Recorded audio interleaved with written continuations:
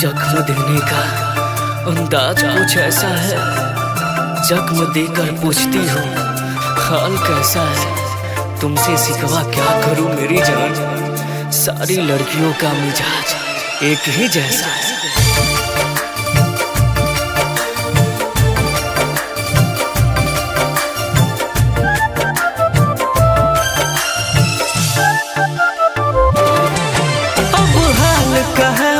पूछे लो जब दूसरा लगे सुतेलू, अब हाल कहा मर पूछेलू जब दूसरा लगे सुतेलू। हमर मन नहीं खेलागत गोरी काल से, एगो कफन भेजवा दा ससुराल से।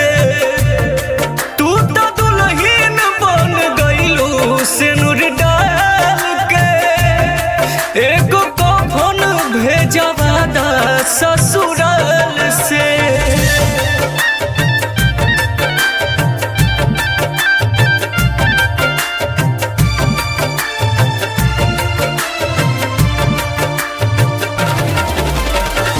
मार दिहलु ठोकर तू बुझलू गरीब हो, तहरे के रखले रहनी दिल के करीब हो।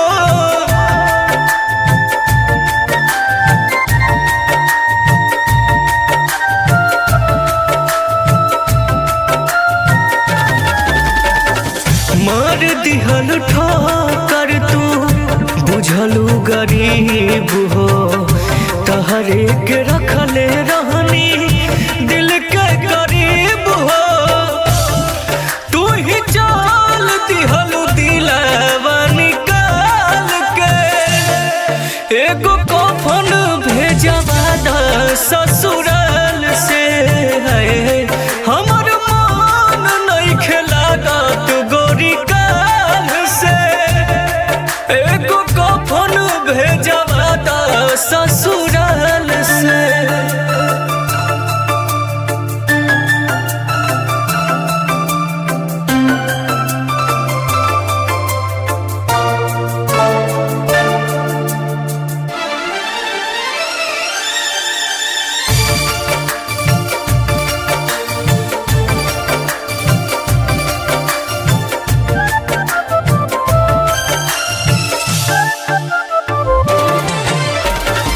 चल गइलू लागे तू मुन मासूम के, दुआ बाबी नहीं आके रही हो सकून से।